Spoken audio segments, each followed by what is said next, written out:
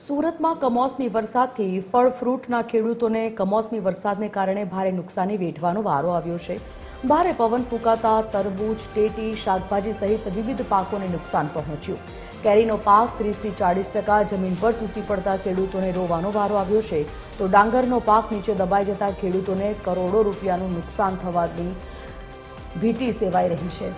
શક્કરટેટી, તરબૂચને અંદાજે 50% જેટલું નુકસાન થયું હોવાનું વેપારીઓનું કહેવું છે, તો ખેડૂતો સહિત વેપારીઓને પણ 50%થી વધુની ખોટ ગઈ। કેરી પકવતા ખેડૂતોને પણ ભારે નુકસાની થઈ હોવાની માહિતી છે। ત્યારે કેરીની વાત કરવામાં આવે તો કેરીનો ગયા વર્ષે 20 થી 25 લાખનો વેપાર થયો હતો, જે આ વખતે 12 થી 15 લાખ પર જ અટકી ગયો। કમોસમી વરસાદને કારણે ખરાબ માલ આવતા ભાવ ઓછા થયા હોવાનું વેપારીઓનું કહેવું છે। સુરત સહિત રાજ્યભરમાં છેલ્લા એક અઠવાડિયામાં ધોધમાર વરસાદ પડ્યો હતો અને ભારે પવન સાથે વરસાદ પડ્યો હતો। તેને કારણે ખેડૂતો અને ખાસ કરીને વેપારીઓને રોવાનો વારો આવ્યો છે। તો આપણે સુરતના એપીએમસી માર્કેટમાં છે, ફ્રૂટ માર્કેટમાં કયા ફ્રૂટને નુકસાન વધારે થયું છે, તો આપણી સાથે વેપારી જોડાય છે, એમને પૂછીશું શું કહેશો, કેરીના પાકને કેટલા પ્રકારનું નુકસાન થયું છે? केरी प्रकार ने बहुत नुकसान था जो है, ऐसा मान चलो कि 40-50% माल नुकसान हो गया है। अभी तो समझ लो जो माल आ रहा है वो तो सीधा 1000-1200 रुपए के झाड़ के ऊपर खरीदी हुआ है, वो माल सीधा बिक रहा है 35 रुपए 40 रुपए किलो, और बाकी टोटल माल बिगड़ी गया है। मतलब जो नुकसानी वाला आ रहा है सब टोटल माल बिगड़ी गया है। मतलब नुकसान तो बहुत नुकसान है, ऐसा मान चलो। પહેલા કેરીની કેટલી ટ્રકો આવતી હતી, આજે કેટલી ટ્રકો આવે છે?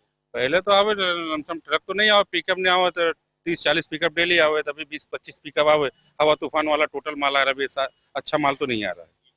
બિલકુલથી અન્ય ફ્રૂટ વેપારી પણ આપણી સાથે જોડાયા છે, જેઓ તરબૂચ અને નાશપતીના છે વેપારી। તમે શું કહેશો કે કયા પ્રકારની નુકસાની તરબૂચ અને નાશપતી વગેરેમાં જોવા મળે? તરબૂચમાં આપણે 30 થી 40% નુકસાની થયું છે। તે છતાં કેવું કે ભાઈ આપણે તરબૂચ આવતા હતા અમારા ભાઈ 12 થી 13 રૂપિયા વેચાતા હતા પહેલા, વરસાદના વાવાઝોડાના કારણે આજે અમારા 7 થી 8 રૂપિયા તરબૂચનો ભાવ થઈ ગયો। વાવાઝોડાના કારણે ઘણું અમને નુકસાન થયું છે ફ્રૂટ વાળાઓને।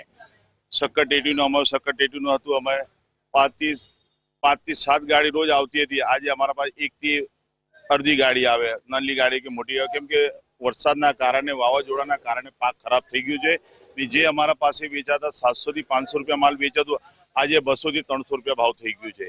બિલકુલથી આ વેપારીઓ હતા, જેઓ જણાવ્યું કે જે પ્રકારનું નુકસાન થયું છે તે નુકસાન ભારે ખૂબ જ વધારે નુકસાન થયું છે, જેમાં કેરીના પાકને 30 થી 40%નું નુકસાન થયું છે, જ્યારે શક્કરટેટી અને તરબૂચના પાકને 50% જેટલું નુકસાન થયું છે। ત્યારે આ વાવાઝોડા ભારે પવન સાથે જે વરસાદ ફૂંકાયો હતો કમોસમી વરસાદનું, તેની નુકસાની ખેડૂતો અને વેપારીઓને વેઠવાનો વારો આવ્યો છે।